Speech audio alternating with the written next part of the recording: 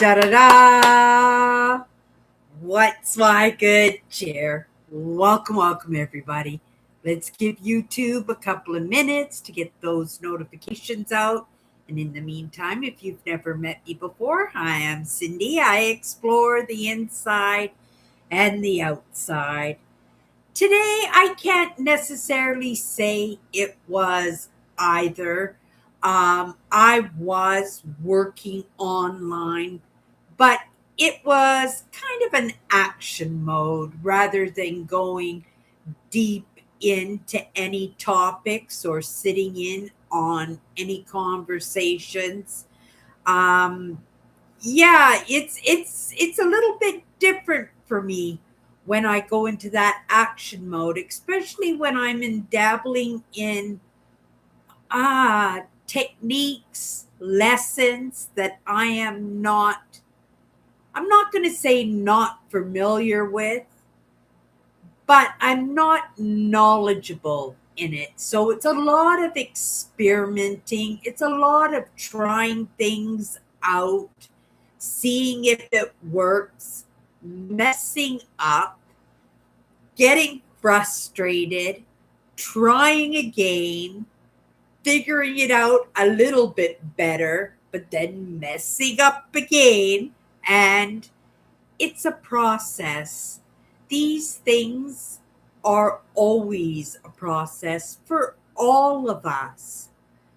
I've learned over the course of the years that for myself, the best way that I can get things done is to do it in baby steps. And if you guys been hanging out with me for any length of time, you know that I really appreciate baby steps.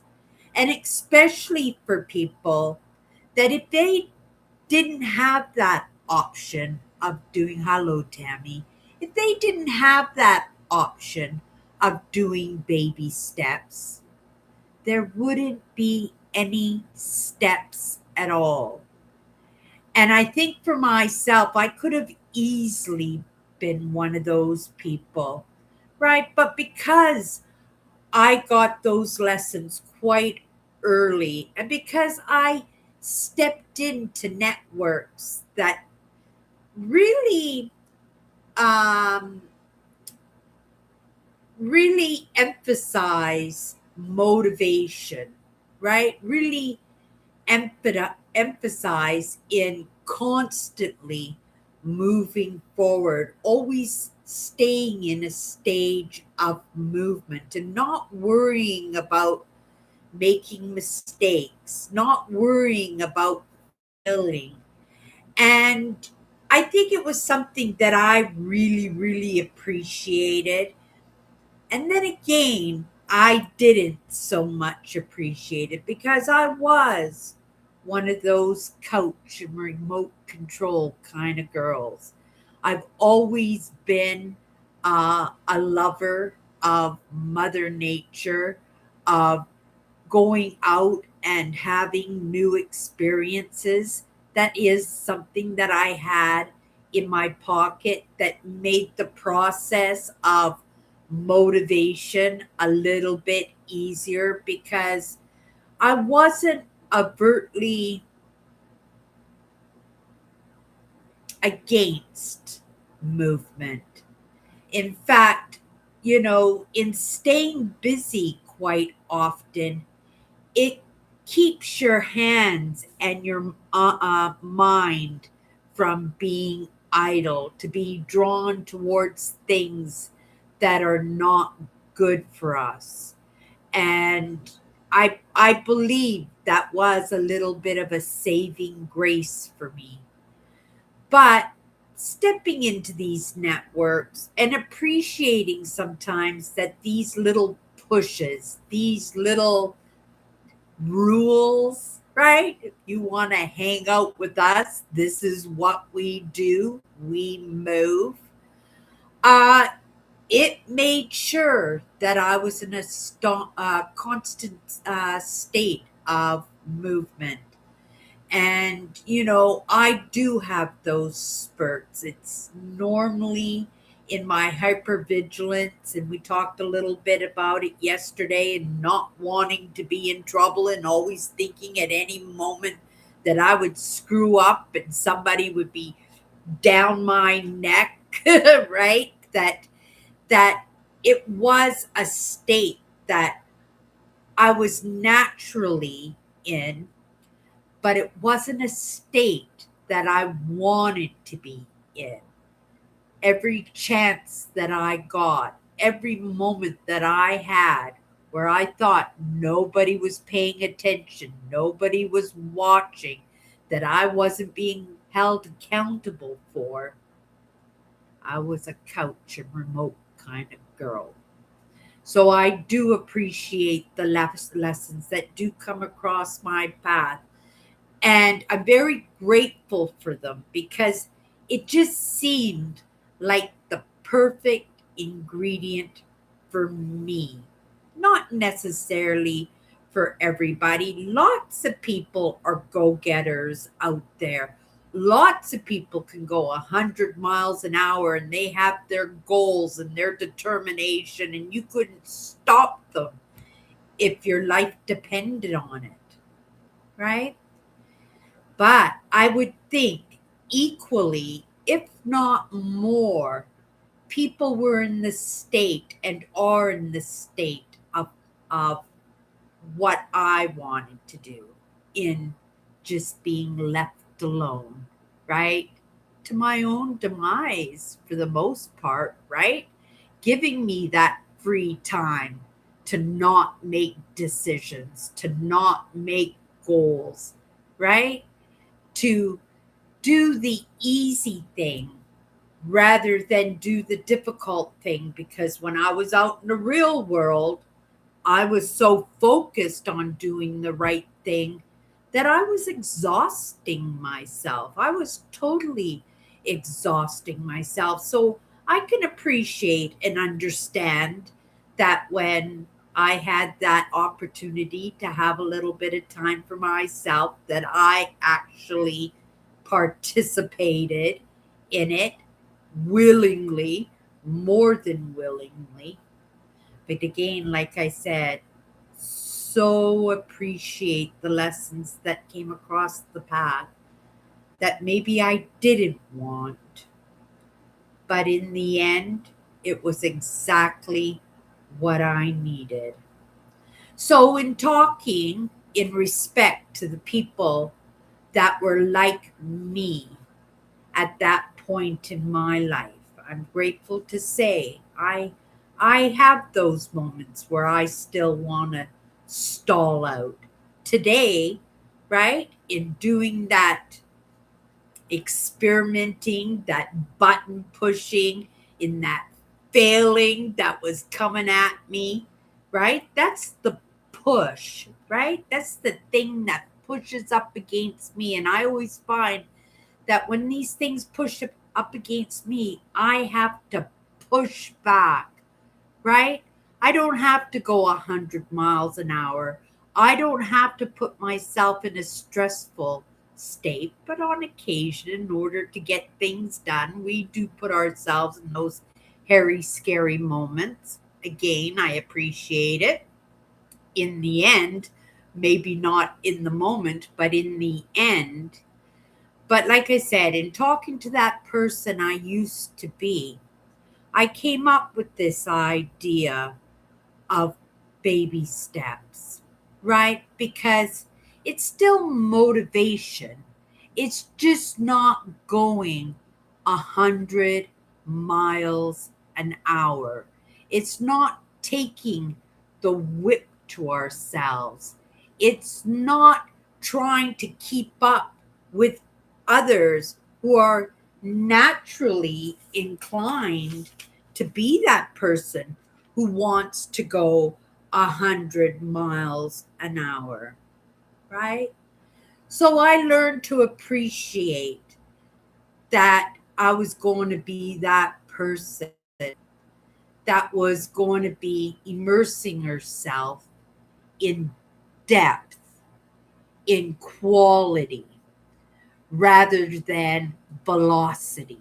right? Like I said, there are moments when we have to be there, when that push is at us, right? But once we break through of that, that's when we kind of go, ah, right? And we take our rest. We take our moment. We receive our reward in being able to break through and get what we needed to get done, done. And to do it in a way that it was digestible, right? It was digestible. I went into it today. I did it. I did my failing. I pushed up against what was pushing against me. I made a little breakthrough. I looked at it and I says, okay, this is good for today. Recognizing my capacity in the moment. And I know that if I had pushed myself more, that maybe the mistakes would have been bigger and the frustration would have come into me and it would have taken away from that little bit of congratulations for getting what I did manage to get done, right? So I recognized my capacity and I says, okay, that's enough for now. Maybe you want to come back into it this afternoon, maybe not, but we're not going to push it any further than what it is because I could feel that, I could feel it coming into me. And I never want to be that person, right? I never want to do that, especially to myself, let alone anybody else, right? I have been that person. I have taken the whip to myself my entire life in that guilt and that shame and not feeling like I've done enough. And like I say, I feel like I'm going to step into it at any moment and then I'm going to be in big doo doo. And then, right, push myself to do things that I don't necessarily want to do. I've come to learn the baby steps. It's motivation, right? But it's not velocity. I'm not going 100 miles an hour. In doing that, you take a little bit longer in doing it, right? It takes you a little bit longer. But also without that pressure, you're less likely to step in that doo doo, to make those mistakes, to put yourself in that state of agitation. You're still getting the pushes, and you know when those pushes come. That doesn't mean quit, it means push back. And you just push until something cracks, right? And then you open it up. Once it's opened up, right? Then you could say, good job, Cindy. You did that. Okay. Here's the reward. Or take a break, right? Or at the very least, be congratulatory to yourself, right? To give yourself a little bit of a pep talk and be a cheerleader for yourself and actually recognize the work that you got done because it's not your nature, right? It's not your nature to go 100 miles an hour. It comes from the trauma, right? That we don't want to move that fast. And, if it wasn't for the fear of getting in trouble, if it wasn't for the worry of falling behind and making mistakes or letting people down, there wouldn't be any movement, right? I would be sitting in a bench in a park, staring off at the sky and being inside my head. But a lot of my movement is in being in my head, being in my heart, being open to receiving in my understandings and in my lessons, right? And again, I'm going to have to say grateful for that lesson of baby steps because, yes, it took me probably a little bit longer than a lot of people. But I believe I did a pretty decent job at paying attention, at observing and listening and being a spectator and being a good student and digesting what I needed to digest in order that it could be presented, right? In being the example to somebody else that it can be done, even if you're a turtle, even if you're not motivated. Like I said, it comes from trauma. We don't want to misstep. We don't want to see ourselves make those mistakes. We don't want to be, right, be the focal point of somebody else's ridicule or disdain or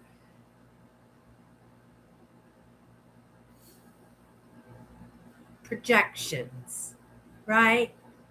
And fail terribly in front of them. And then us pick up that baton because that's the way we were brought up to pick up that baton ourselves and treat ourselves the way that others have treated us in the past, right?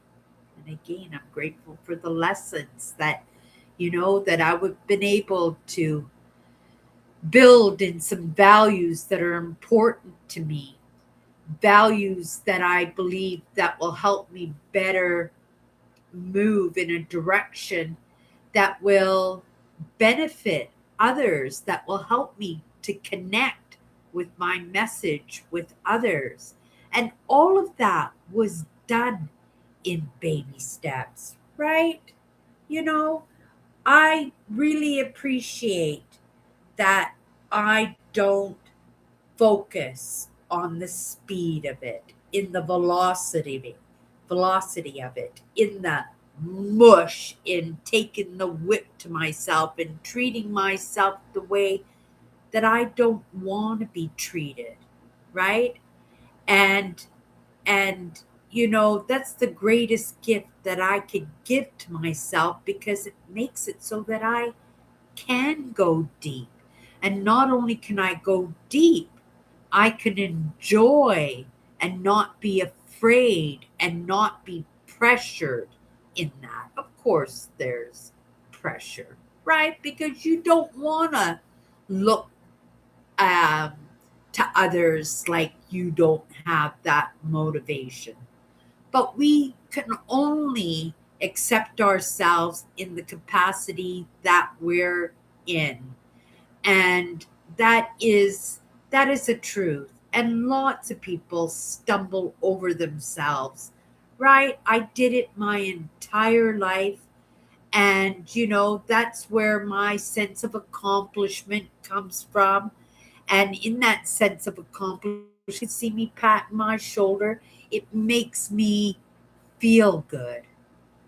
But you can make yourself feel good too in just not stopping, in just keep going on, right? Dealing with the difficult, dealing with the naysayers. You being probably one of those naysayers also. But as you just keep moving and as the quality and the quantity builds up, slowly builds up, but it still builds up.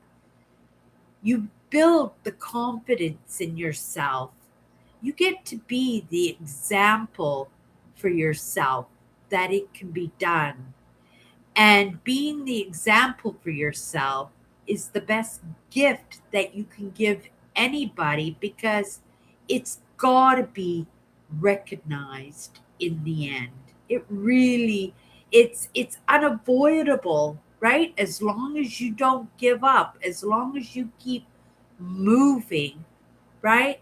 That quality will be compounded just as well, if not better, than the people who go 100 miles an hour. Because lots of times when you go at that speed, it's like speed reading, right? It's like speed reading. You're missing all the best parts, possibly missing all the important parts. It's what they call bypassing, right?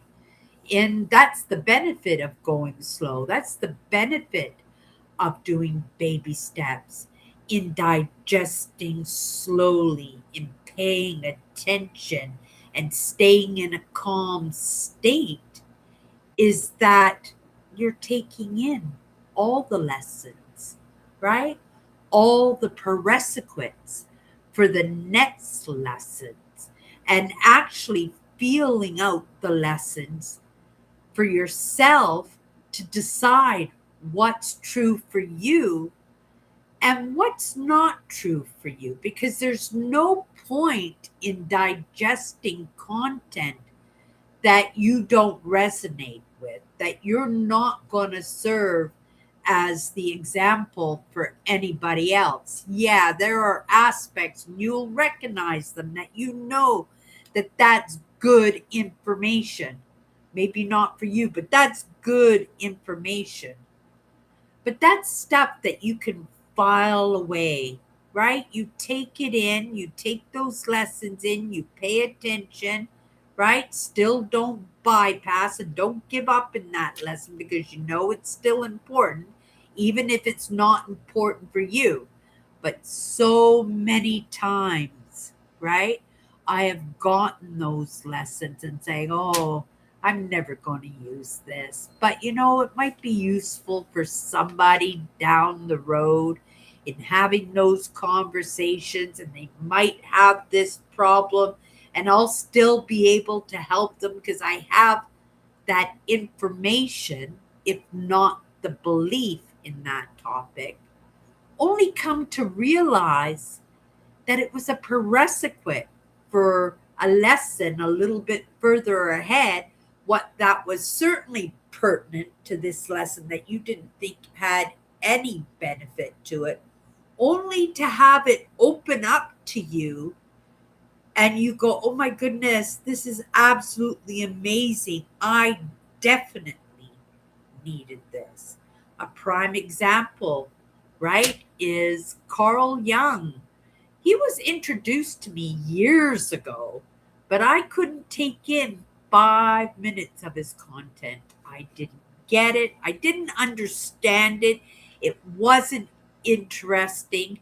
It was way beyond my understanding, to be truthful, right? But because in a lot of the thought leadership that I do hang out with, they appreciated his content and they referenced him all the time. So periodically I would go in, but I would just go in and I just like, I just don't get this.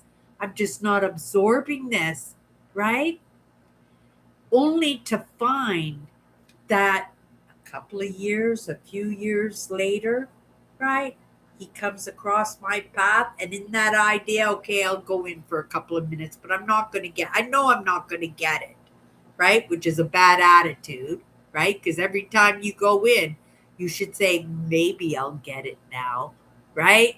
Maybe I'll like this content now. Maybe it'll be beneficial. But that's not the way I looked at it, because it was constantly coming across my path, and I was constantly just bypassing it because I didn't understand it. And then something clicked. And it was all those prerequisite lessons, all those prerequisite conversations that I had previously taken in, that made it so that one time, a little bit further into the future, it came across my path and I was willing to take it in, even though I didn't truly believe that I was going to understand it. And then all of a sudden, I'm gobbling it up like it's popcorn. And I really, really enjoy his insights. And he's been gone for a very, very long time now.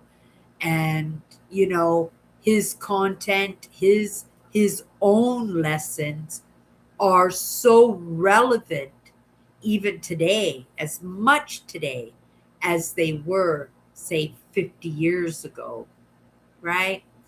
And not only that, being able to understand him and what he was trying to bring to the table, it opened me up to be willing to go even further, right? In that, and to delve a little bit deeper into the understandings of people who maybe don't present or understand the exact same way as they do, but it's all psychology, right? And philosophy mixed in with a little bit of understanding in other topics that are all cross referencing, whether it is in mathematics or science or religion or spirituality,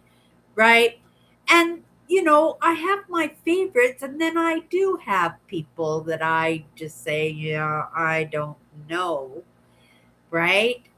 And Freud is one of those for me, right? I don't resonate with the human. I resonate with the brain and the understanding, but you guys know the human is everything to me, right? It's our evolution in moving forward.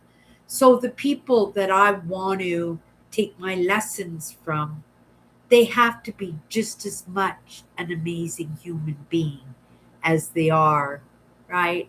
A psychologist or a thought leader or an expert in this field or that field, right? I just don't want to be in the presence of brainiacs and have them in disrespect um, to disrespect, right? Which is right. Like there are people, you know, because when I first came into some of these topics, you know, I got thrown into narcissism, right? I do come from a dynamic family, but in rubbing with my dynamic family, a lot of those lessons in narcissism were very relevant to me, right? And that is something that I come to appreciate and come to accept in myself. And it offered me qualities that make it so that I'm a better communicator, number one, resilient and strong minded. And it's okay to be controlling, but we have to understand that we can only control our own actions, our own thoughts, and sometimes control our own emotions. It's a process, but it's doable. I'm not the person now that I was even 10 years ago, 6 years ago, last year. I'm in a constant state of change, a constant state of change. And it's okay to do baby steps because I'm here. Better late than never. But am I keeping pace with people who are, right? Are brainiacs, have got degrees out the yin yang? Maybe, maybe not. But I'm not them. I'm me, right? And I do it in my own way. And my own way works for me. It works for me so well that I understand that I wouldn't be sitting here right now if I hadn't done it my way. Just like that song that Sinatra sings, right? We're going to have a fire engine go by by our building in 1 second, so I'm just going to stop here and send some good cheer. Get to your destination. Let it be a false alarm. Everything's okay. You can just turn around and go right back to the station, and they're on their way. There might be a follow up paramedic or a police car behind them, but we'll send them some good cheer too. When my husband was alive, he used to say that his brain and all the info in it. It is, right? Lots of people are carriers of great information, but not all of us are good communicators or want to be good communicators. But it's important to be social and to be able to jump into a conversation by having a little bit of interest and having a little bit of knowledge that you can contribute something to a conversation, right? Because lots of us, we don't contribute to conversations because we don't think we have anything to offer. And that's the idea of building knowledge, right? I was called his Rolodex, and he had files in it. So unimportant things and information that he threw out there, or he put that file to the back of his mind, and his Rolodex and his unimportant things were in the front. Yeah, that's kind of the way I work, also, Tammy. Um, it is, I think, a talent because you have to be interested, right? You have to be interested to pick up the bits and pieces of things that people might not think is relevant, right? But if somebody got in a problem or had a problem, right, and he had that answer, it's like our Andrew on Chatters Live, that show we do on Sunday nights, Tammy. I so appreciate Andrew. He's like a walking dictionary. You guys know, I get these brain farts, and it could be right on my tip of my tongue, but I could just like have an aneurysm in just trying to bring it to the surface. And sometimes it's just easier to ask Andrew because it's always on the tip of his tongue and he's always able to express. And he, right, like your ex-husband, is like a Rolodex. And I really appreciate uh, Andrew for that. I have some amazing people that hang out with me. I so appreciate all of you, right? And if you want to pop in and say hi, right? This is my head moderator on What's My Good Cheer. And, I so appreciate Tammy because for years I was coming in and I was doing these lives, and quite often I was doing these lives without anybody joining in with me. Different story with my show on Sunday night, right? You guys, if you ever want to come in on Sunday night, I have an amazing crew. They chat more than I do. But if you ever want to come in and hang out with us and say hi, you're always welcome, always welcome. And I'd love to see your insights too. And just write it out in the comments. And if I don't see it, Tammy will find a way of catching my attention with emojis or something. And yeah, and I'll be on it, even in changing the conversations. But tonight I want to just talk a little bit about the baby steps because lots of people, they feel bad that they're not going 100 miles an hour, right? And for myself, I held that over my head for the longest time. But at some point you got to say it doesn't matter, right? Because I'm doing it in a way that works for me, that I'm doing it in a way that I know I won't quit in it. And I'm doing it in a way that I'm enjoying what I'm doing, and it's sinking in, and I'm digesting it, and I'm being that example for myself. And at the same time, people come and hang out with me. I get to be that example for them, and then maybe they'll pick up, right? And move in the direction of their goals or their interests or their hobbies. It's important to have all three of those, right? Set your goals so you have something to work with, right? Work towards something that will fulfill those things that you can feel good about yourself, that you can congratulate yourself in. Then your interests. And for me, I have a few interests, but when I get punch drunk in one aspect, right, of working on my goals like I did today, and I said, okay, Cindy, it's time for something else.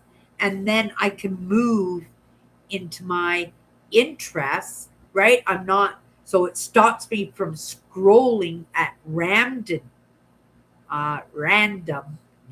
right? In things that don't matter because I'm just moving directly from one aspect of who I am into my interests.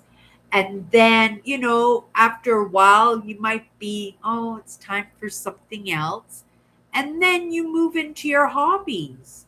And, I have hobbies online, like my metal detecting videos and my bottle digging and my magnet fishing and my documentaries because I love history and evolution, right?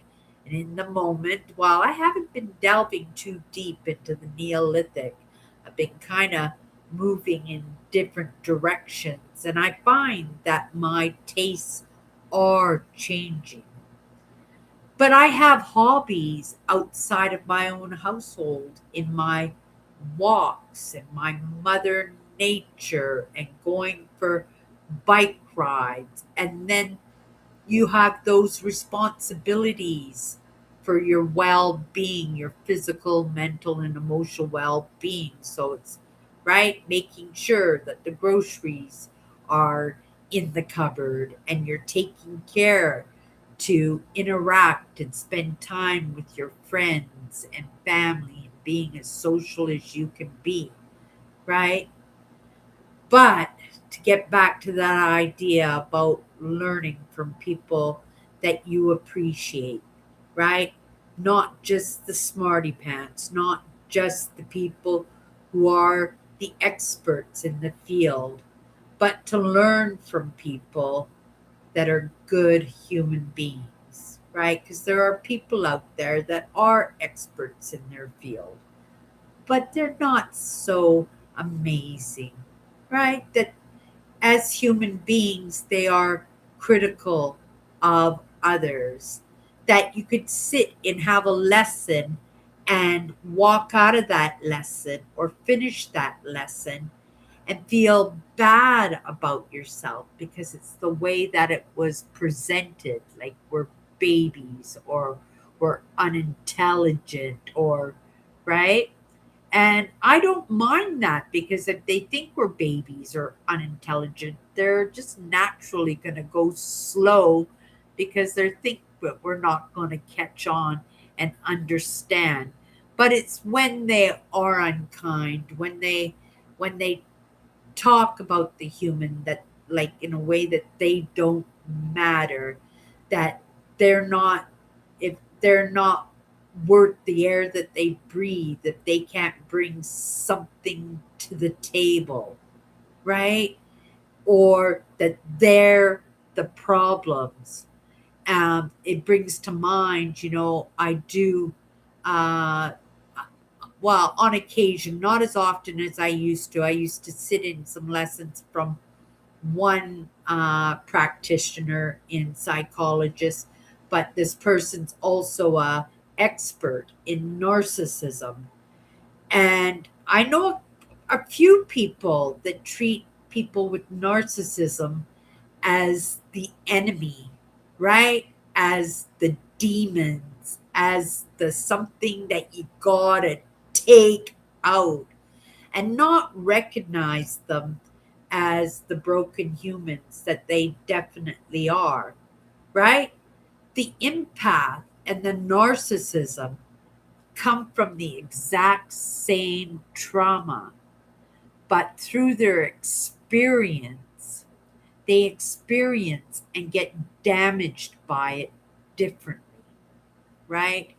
And it doesn't mean, because of my beliefs being tied up in understanding that those other parts of us are coming back from lifetime after lifetime, and if somebody is willing and open to join in partnerships with themselves, it would only take a couple of generations to bleed out the narcissist, or the failed narcissist, or the empath, or the broken empath, right? Because we are a mishmash of both, right? Like I said, I come from a dynamic family, and I had very controlling traits, and they're built out of safety the exact same way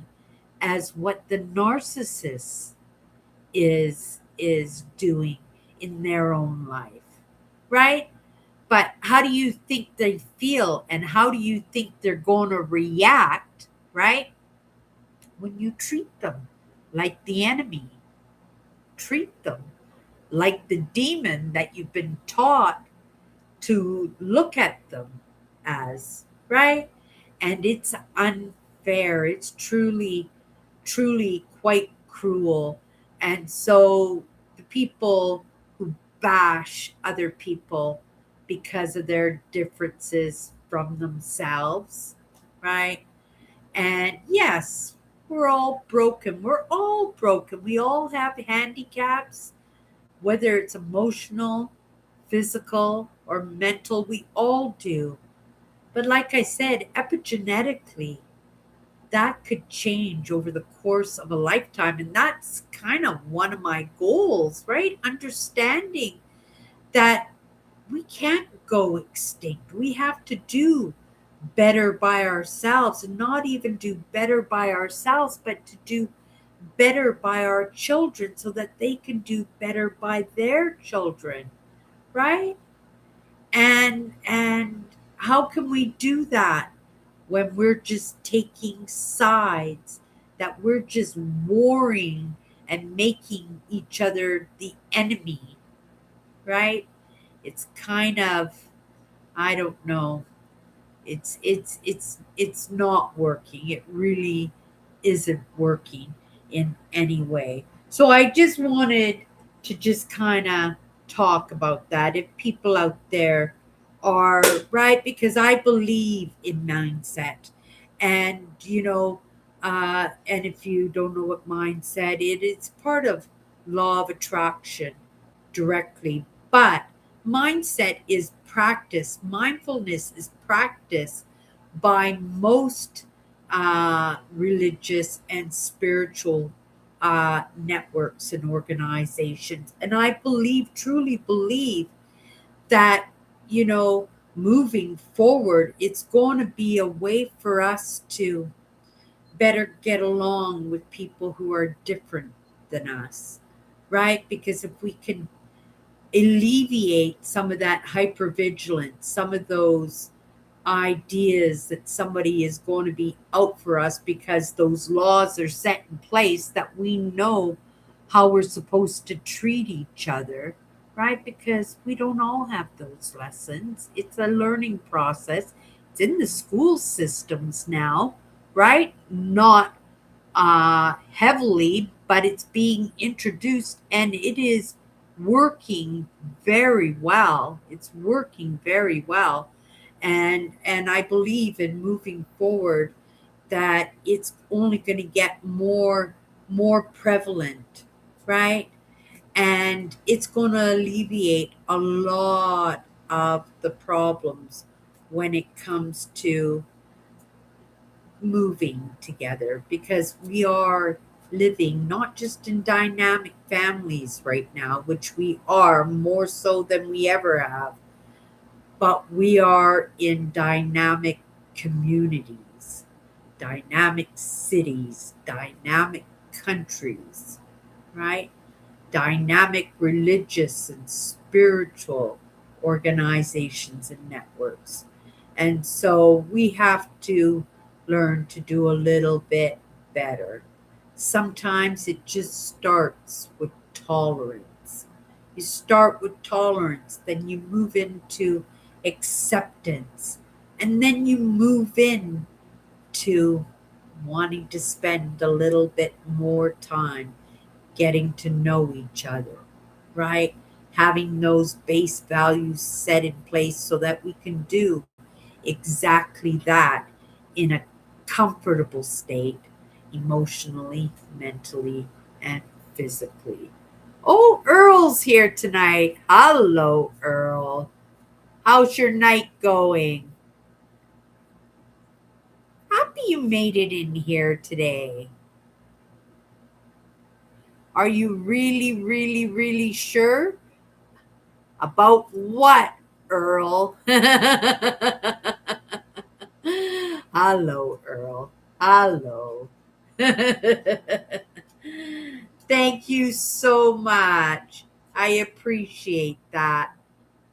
Aw, thank you so much. Okay, you guys, let's get into a card. I'm just going to flip it over, not to look at the cards, because we know sometimes in the patterning, some cards show up more than often than others. But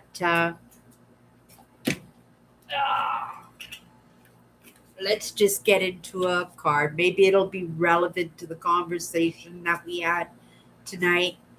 Maybe not. Maybe we'll just go in to another topic. Okay, you guys, here we go. The word we have tonight. Oh, wow. Thumbnail. Happiness happens when you love what you're doing, right? But we're always moving so fast, right? That it's hard for us to catch on to things. That sometimes we're such in a rush to get from point A to point C that we're totally missing out on point B. And point B might be that path that brings that smile to our face, right? That gives us that motivation to want to do a little bit better, to get off the couch with the remote control.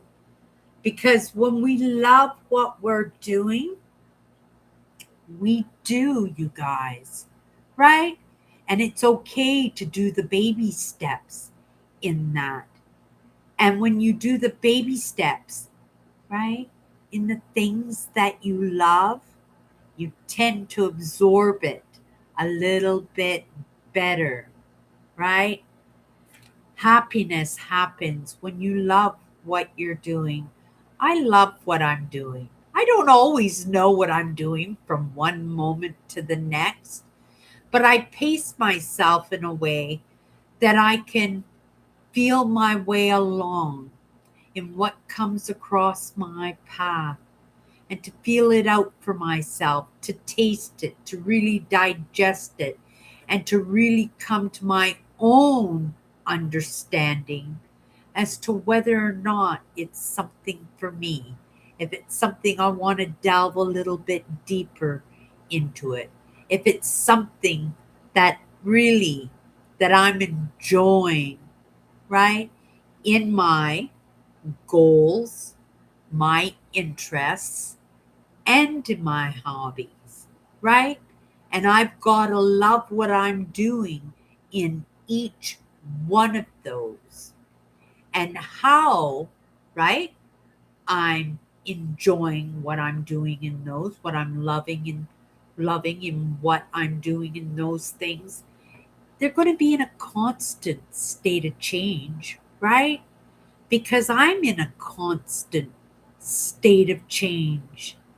But because I'm doing it in baby steps, that change isn't a 360 yank. It's not even a 180 to the opposite end.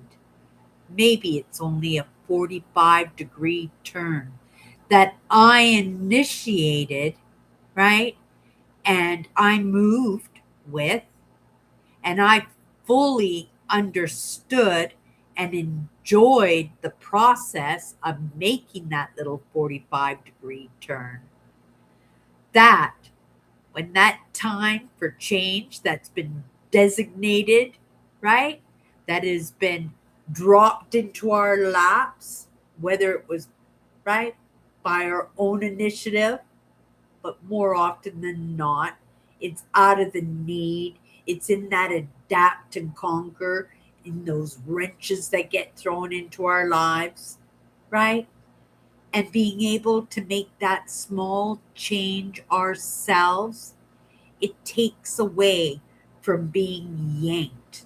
And we know that being yanked can be frustrating, can be painful, can be scary, and it can trigger us into a state where we can't move, right?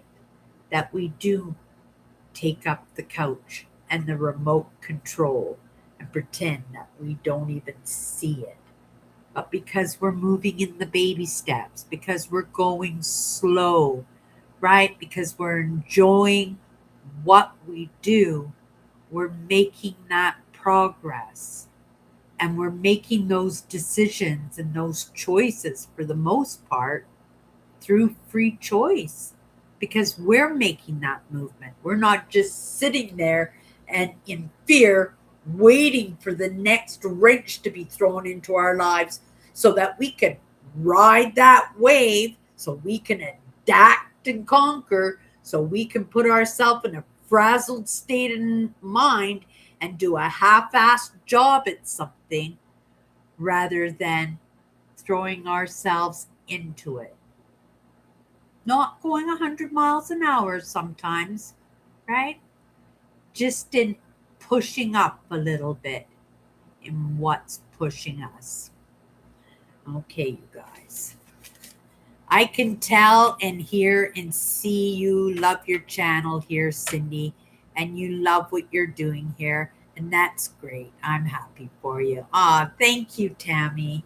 I do love what I'm doing, right?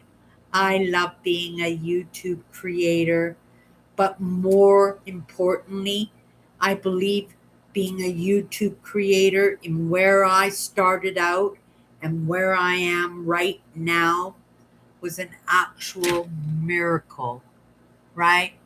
Because I worked with what was coming across my path, and all through that process, I enjoyed it, right? Not all of it. A lot of it I could have done without. But if I had done without, guaranteed I wouldn't be sitting here right now. And that's for sure. Okay, you guys. That's my good chair. And we'll see you tomorrow. Have a great night.